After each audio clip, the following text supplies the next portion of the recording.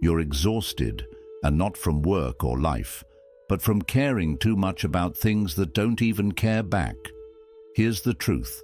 The moment you stop chasing peace through control, it finds you in your stillness. If you've ever lost sleep over what someone might think, replayed a conversation 100 times, or felt crushed by opinions that never really mattered, this is for you. Let me ask you, what if the real reason you're unhappy is because you care where you shouldn't? Today, we're diving into a truth so uncomfortable, most people spend their whole lives avoiding it. There's a subtle chaos you've normalized: overthinking, overgiving, over-explaining. But what if I told you, on the other side of letting go, there's freedom you've never felt before? Stay with me, because if you're going to get anything out of this video, just get this: your peace begins where your need for approval ends, and there's a powerful bonus lesson waiting for you at the end. 1. Why you react to everything. Imagine your mind as a mirror. When it's clean, it reflects reality clearly. But every time you let a comment, a look, or an opinion smudge that mirror, you stop seeing things as they are and start seeing them as they hurt. In Buddhist philosophy, we are reminded, you will not be punished for your anger, you will be punished by your anger. That anger, that emotional chaos, is not the world hurting you.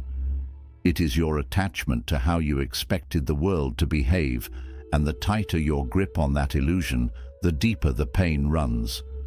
So ask yourself, why does every small thing demand a reaction? Why does a passing comment by someone you don't even like echo in your head louder than your own thoughts? The truth is, you don't react because the world is cruel. You react because something inside you is convinced it should be kinder, quieter, more fair. But that expectation, that illusion, is a trap. Every time someone challenges your beliefs, criticizes your choices, or misunderstands your intentions, your mind goes to war, not with them, but within you. Because what you're really defending is your ego's need to be right, to be accepted, to be safe. But here's the shift. What if you could pause? What if you could stand between stimulus and response and simply observe? That 1 second, that breath, that moment of non-reaction is where peace is born. Mindfulness is not passivity, it is power. It's the choice to say, I see the fire, but I don't have to burn. In Buddhist practice, this pause is sacred. The mirror doesn't fight the fingerprint. It simply waits until clarity returns. You must ask yourself, what belief am I defending right now? The need to be liked, the fear of being disrespected, the idea that you must always explain yourself.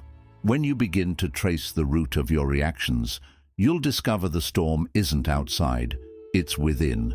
So try this. The next time something triggers you, don't respond right away. Just sit with the feeling, let the emotion rise, let it move. But don't grab it, don't become it. Because the less you care about being understood by everyone, the more you understand yourself. Detach.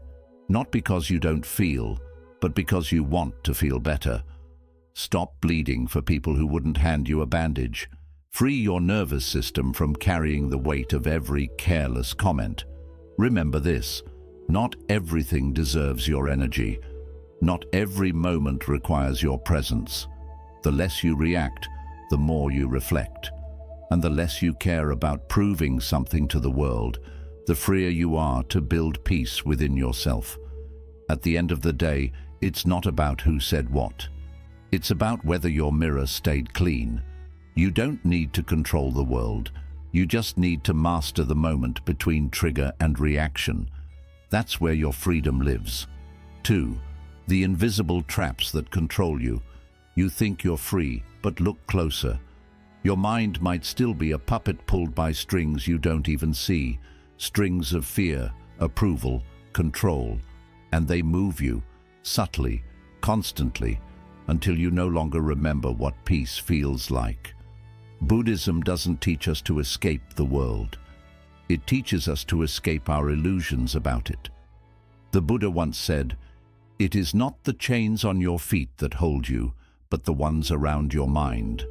These mental traps don't shout, they whisper. They disguise themselves as responsibility, perfection, ambition. But underneath, they're driven by the fear of not being enough. You wake up and check your phone, not because you care, but because you fear missing out. You say yes to things you don't want because you fear disappointing someone. You post, perform, pretend, not for joy, but to feel valid. How many of your choices are just reactions to invisible strings? Here's the uncomfortable truth. Most suffering doesn't come from what happens. It comes from the meaning you attach to it. You weren't hurt because they ignored you. You were hurt because you expected attention. You weren't overwhelmed because of your workload, but because you felt the pressure to prove your worth through it. That's the trap. And it keeps you looping the same patterns until exhaustion becomes your baseline. But what if you could name these traps? What if you could point to a thought and say, this is my approval trap, or this is my overthinking loop? Just naming them takes away their power, because once you see the string, you can choose to cut it. Minimalism isn't just about owning less. It's about caring less about the things that don't matter. Emotional minimalism is saying, I don't have to engage with this thought. That anxiety about someone's opinion, that urge to respond just to be understood, that endless loop of what-ifs, these are just puppeteer strings. And the moment you stop dancing to them, you begin to live. Ask yourself, what's one mental trap silently draining my peace today? Why am I still holding it? Is it fear of rejection, need for control, desire for certainty? When you stop trying to control everything, clarity flows in. You begin to respond, not react, to observe, not absorb. Remember, you were not born to please people. You were not born to be perfect. You were born to wake up, to untangle yourself from the invisible expectations that steal your joy. You don't have to change the world to be free. You just have to let go of the strings. And here's the paradox. When you care less about controlling everything, you gain control over yourself. That's when happiness stops being conditional. That's when peace is no longer a reward, but a resting place. Cut the strings. Let your mind be still. You are not a puppet. You are the master who forgot. 3. When you stop caring, this happens.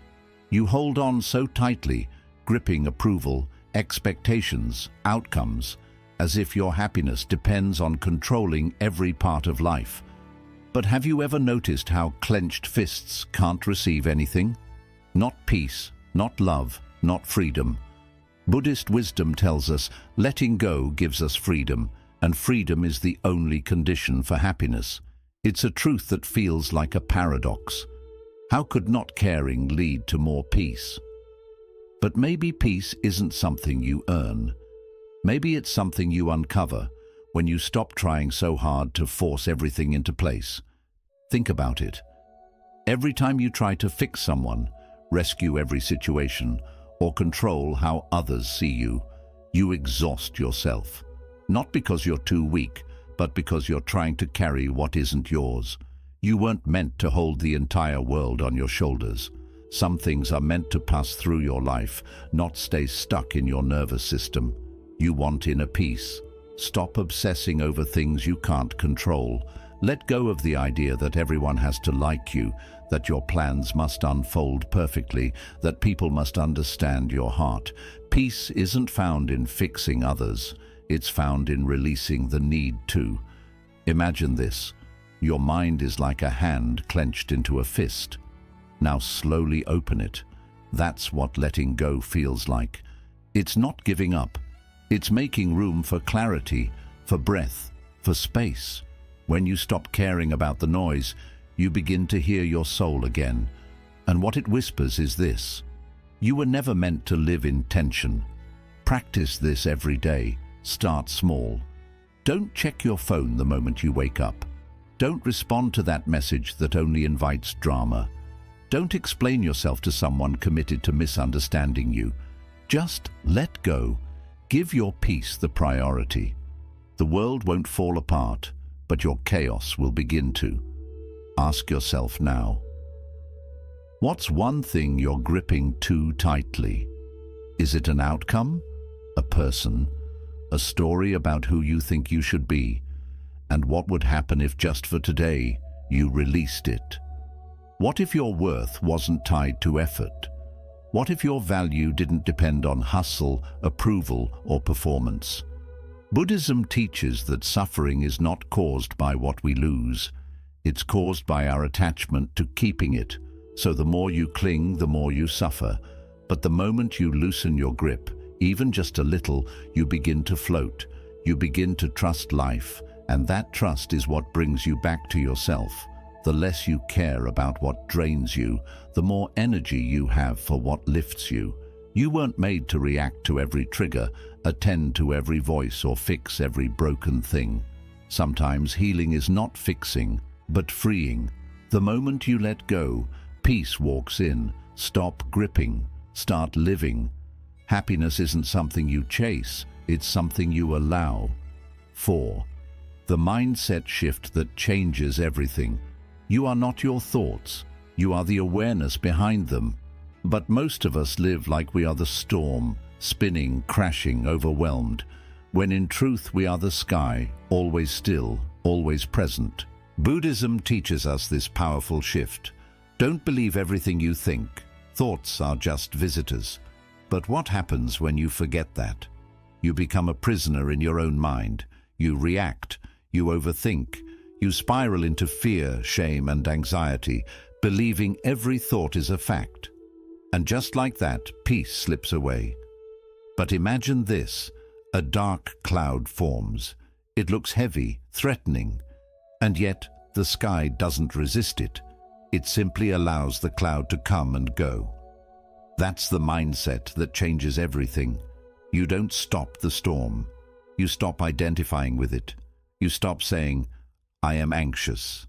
And instead, you realize anxiety is visiting.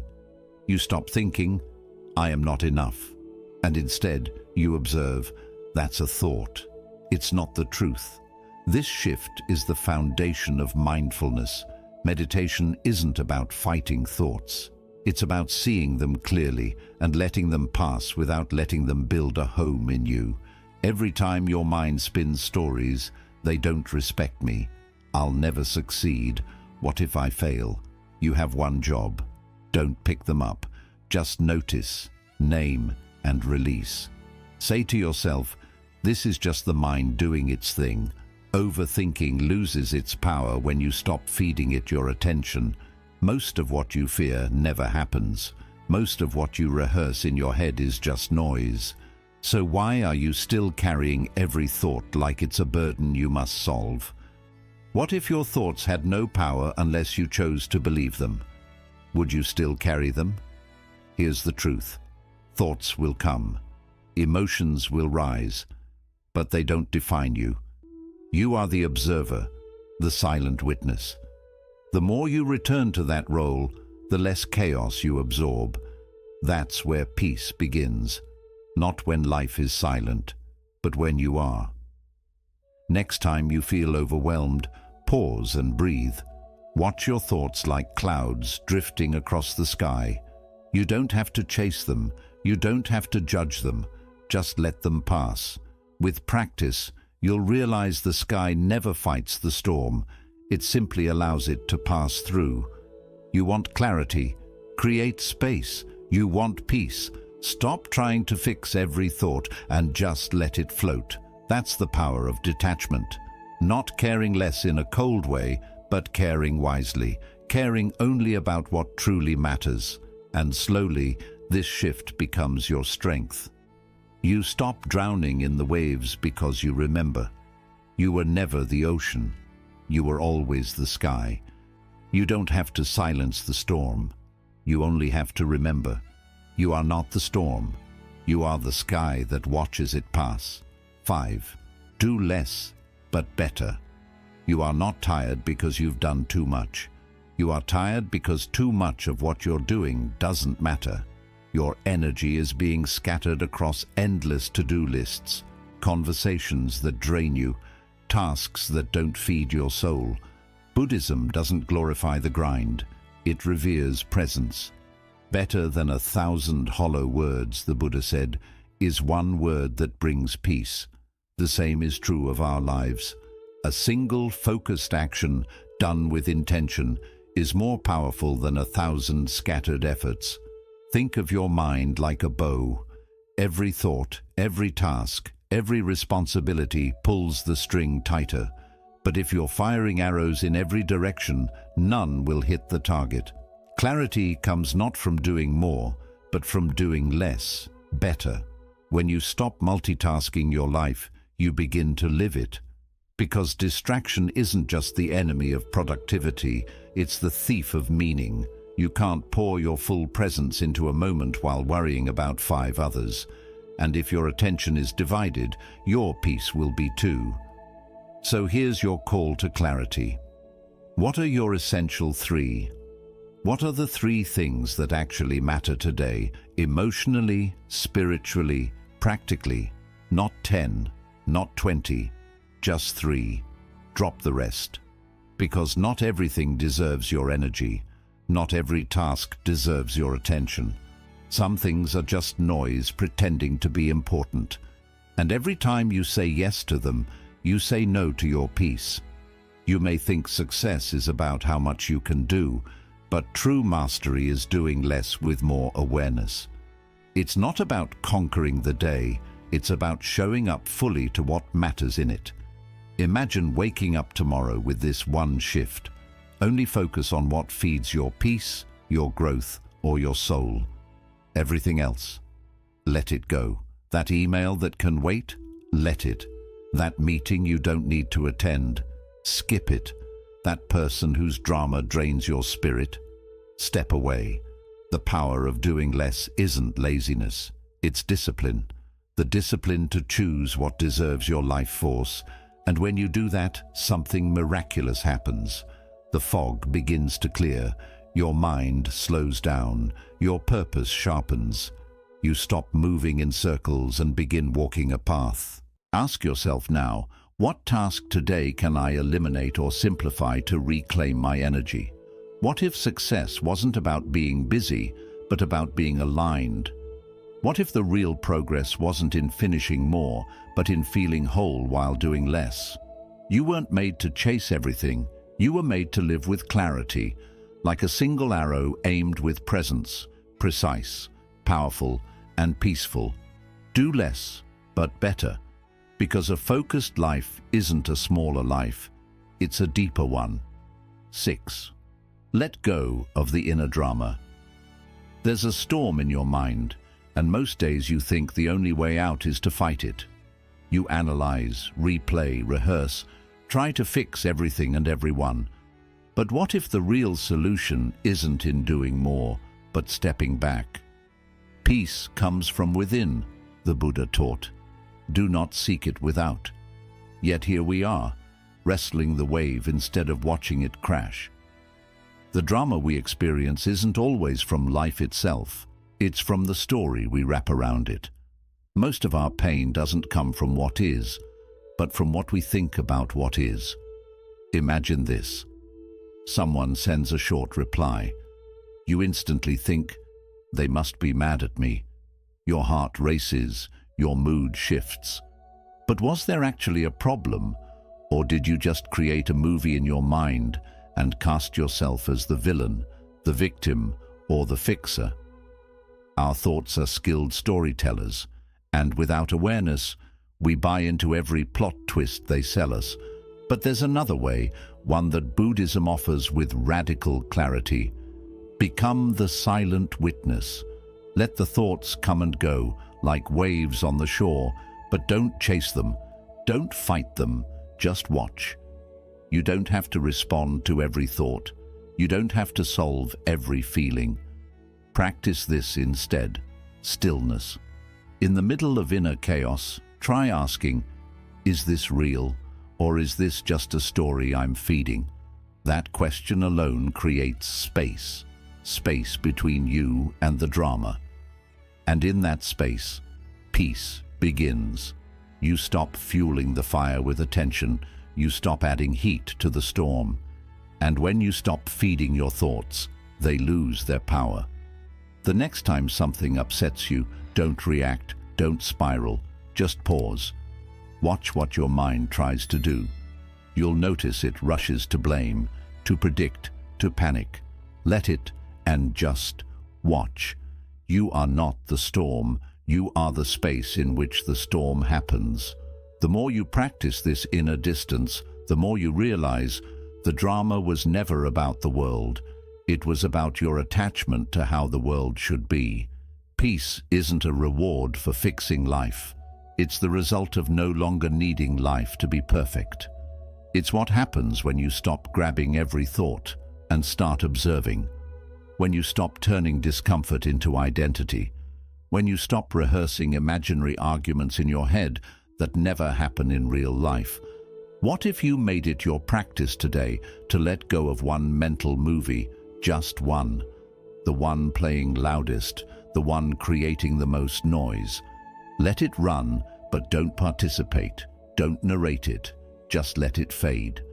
Because sometimes the strongest thing you can do is not react. The storm inside you will pass, but only if you stop standing in the rain. 7. Stay open. Pain knocks, and the instinct is to close, to fold in on yourself, to brace and protect. But here's the paradox. Healing doesn't happen when you close. It happens when you stay open. The heart, like a flower, doesn't bloom by avoiding the rain. It blossoms through it. In Buddhism, the truth is simple, but hard to live. You only lose what you cling to, and clinging often looks like shutting down, holding back, or pretending you're unaffected. But pain is not the enemy. Resistance is. Think about the last time you were hurt, emotionally, spiritually. Did you contract? Did you shut the world out to survive it? That's natural, but it's also where most suffering begins, in the closing. What if the true strength isn't found in putting on armor, but in staying emotionally naked, even when it stings? This doesn't mean becoming passive or letting people walk all over you. It means softening where life has hardened you, remaining open in the exact place where you were taught to flinch. When you feel that tightening in your chest, pause.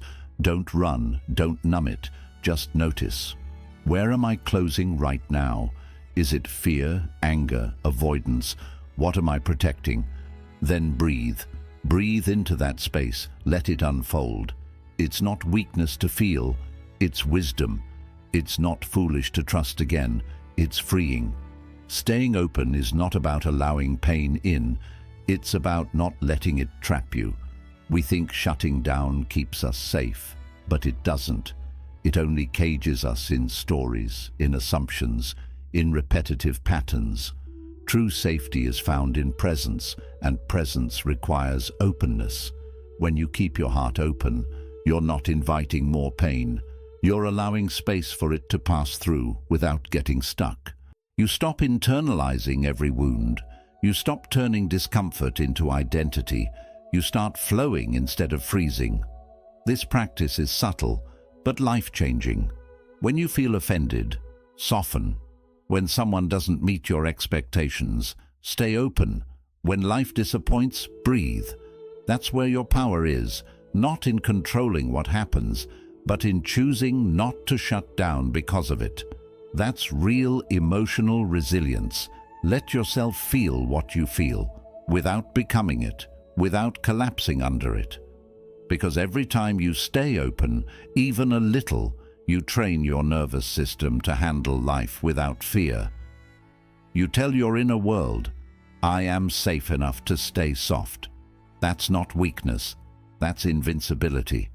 Not against the world, but against your own resistance. So ask yourself now, where am I closed? What part of me am I guarding too tightly?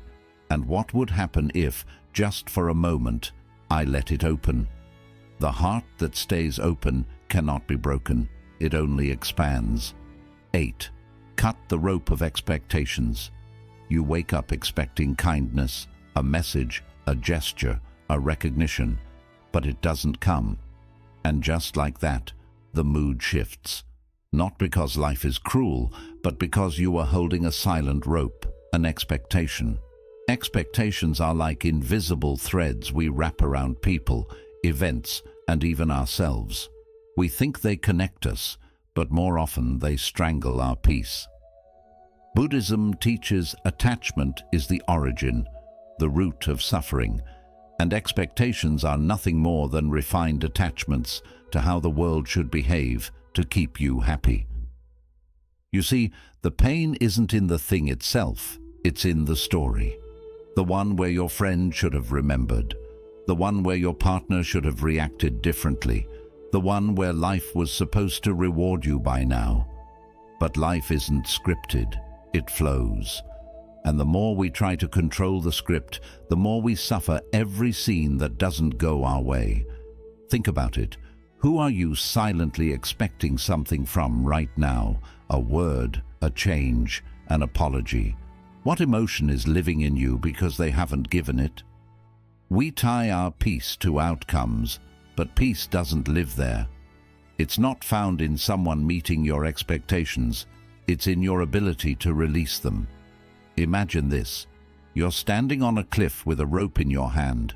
On the other end is a heavy stone labeled how life should be. That rope is cutting into your hand, bleeding your energy. And you think, if I just hold on tighter, maybe it'll feel lighter. But the freedom you seek isn't in gripping harder, it's in letting go. What if you dropped the rope just for today? What if you allowed people to be who they are, not who you wish they'd be? What if you stopped expecting your job to validate you, your partner to complete you, or your past to rewrite itself? Releasing expectation doesn't mean giving up. It means giving into what is, instead of clinging to what should be. That's not passive. That's power. That's liberation. Start small. When you notice yourself tense, irritated, disappointed, pause. Ask, what rope am I holding right now? Can I cut it? Breathe. Let it go, not because they deserve it, but because you do. Every moment you free yourself from the illusion of control, you take one step closer to serenity. Here's the truth most people never admit. Peace doesn't come when everything's perfect. It comes when you stop needing it to be.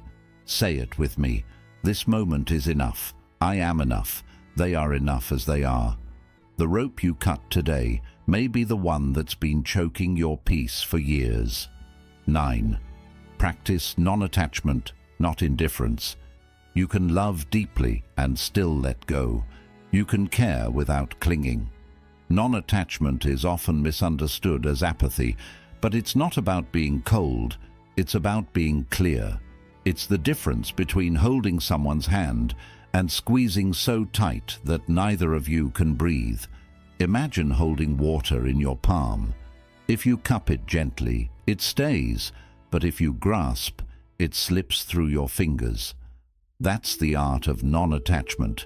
Buddhism teaches to understand everything is to forgive everything, and in that forgiveness, we release our grip.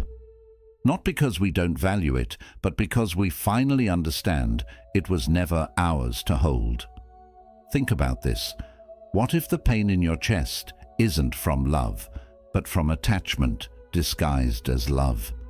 We confuse presence with possession, care with control. But true connection isn't about permanence, it's about presence. Can you be here now with someone or something you care about and not demand that it stays forever? This is where non-attachment begins, not in retreating from life, but in embracing it without needing it to last. There's a quiet power in being able to say, I appreciate this moment, even if it doesn't repeat. That's emotional freedom. But many of us fear that letting go means losing everything. We think, if I don't hold on, it'll disappear. But clinging doesn't preserve, it suffocates. Non-attachment says, I can be here fully, and if it ends, I can still be whole. That's not weakness, that's strength, the kind that doesn't collapse when life changes. Try this. Look at your relationships, your goals, your identity. What are you attached to that's weighing down your soul? A title, a person, a version of yourself that no longer exists. Can you love it, honor it, and still let it float freely away when the time comes? That's spiritual maturity. It's not detachment from life. It's connection without chains. Non-attachment is not indifference. It's deep care minus emotional enslavement. It means showing up with love, but not losing yourself in the process. It means listening without trying to fix, loving without needing to own, being with someone without fearing their absence. It means recognizing that everything is temporary, and instead of that terrifying you, it liberates you. Every moment you release the need for permanence, you allow yourself to actually experience life, unfiltered, uncontrolled, real.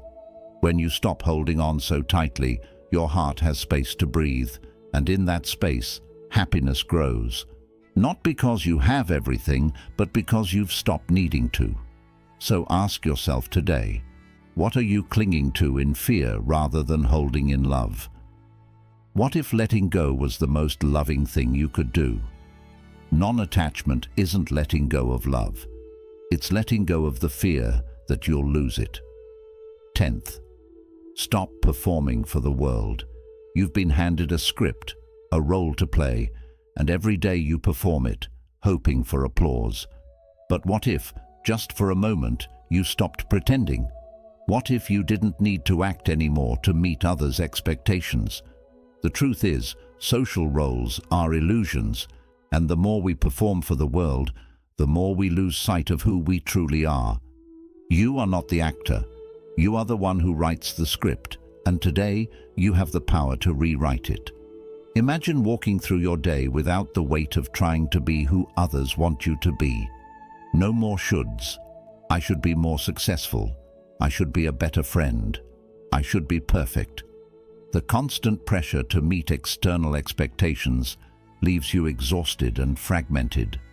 The world's applause is fleeting, but when you live for your own truth, you create something far more lasting, a life that is whole, free, and genuinely yours.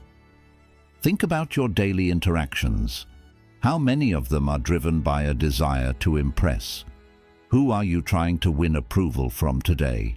Maybe it's a family member, a boss, or even strangers on social media. What if you could let go of the need to perform for them? What if, instead of shaping yourself to meet their image of who you should be, you allowed yourself to simply be? What would happen if you stopped wearing the mask and let the world see your true self? Buddhism teaches us that the less we perform for external validation, the more aligned we become with our true nature. When you stop pretending to be someone you're not, you no longer have to hide behind the facade of perfection.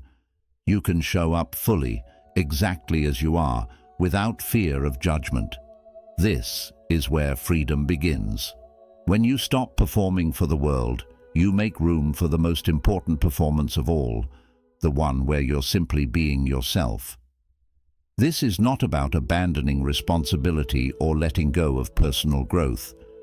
It's about letting go of the need to measure your worth by someone else's standards. The less you care about what others think, the more you reclaim your energy and your peace.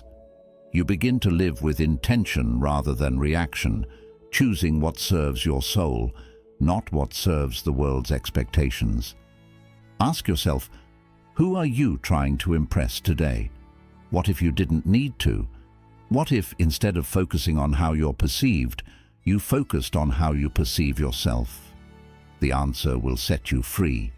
When you live for truth, not applause, you will no longer be a puppet to external expectations. Instead, you will be the author of your own life, choosing each moment, each action, each word with purpose and authenticity. The less you perform for the world, the more you will become the person you were always meant to be. 11th, reclaim your attention. In a world filled with distractions, where your attention is constantly pulled in 1,000 directions, reclaiming your focus is one of the most powerful things you can do. Think of your attention as light. Whatever you shine it on, it grows. If you focus on negativity, worry, or other people's expectations, that's what you cultivate in your life. But if you turn your attention inward towards peace and self-awareness, that's what will expand. The mind is everything, what you think you become. So what are you feeding your mind today? Is it peace or is it poison? The world has become louder, more demanding, and harder to tune out. Notifications ping, opinions clash, and it feels like the noise never stops. But amidst the chaos, there's a quiet place inside you, a place where clarity and calm reside. The trick is learning how to return to that space, moment by moment, without letting external distractions pull you away. Focus is your greatest power, and when you master it, you unlock the ability to shape your own reality. You can choose what you give your attention to, and that choice determines the life you live. One of the first steps to reclaiming your attention is a mental detox. Unfollow, unsubscribe, and unhook from the things that drain your energy. It's not just about clearing out your social media feed. It's about clearing your mind of everything that doesn't serve your peace.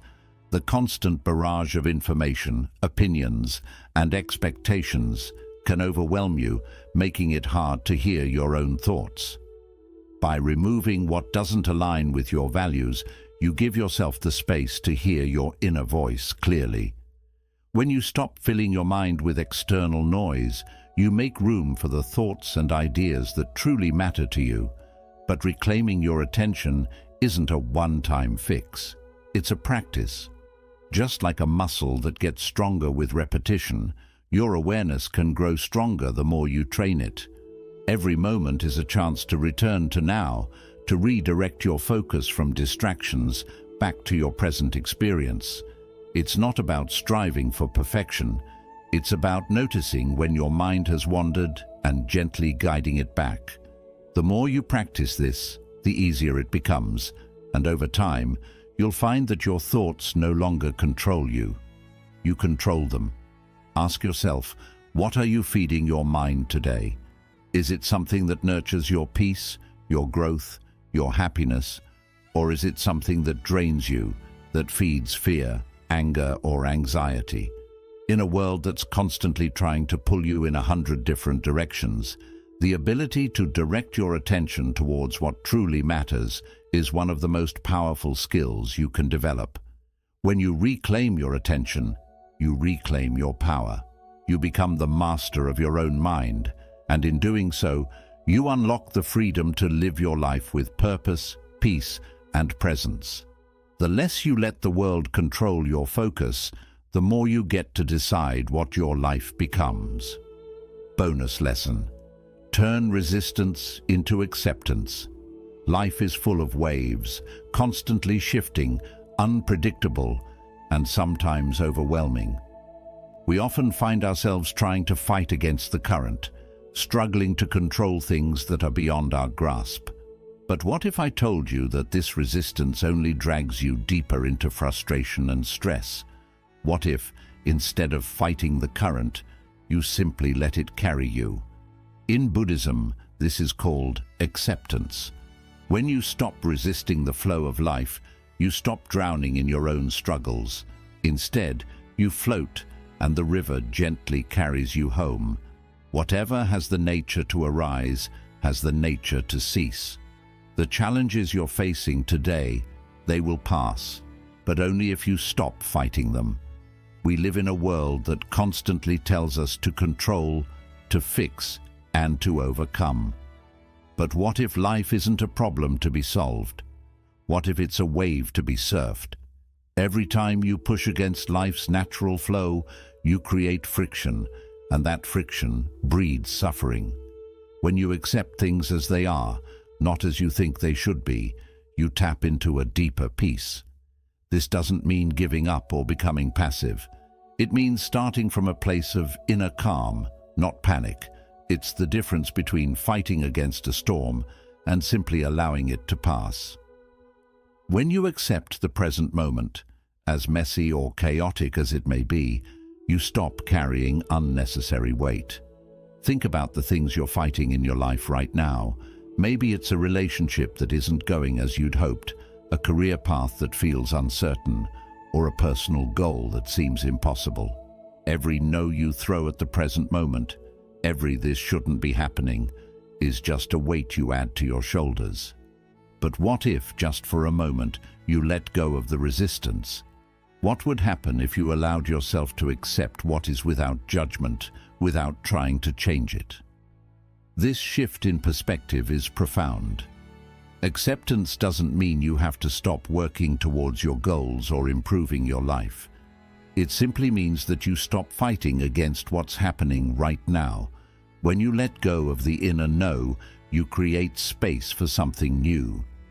You let yourself move through life more smoothly instead of fighting against the current.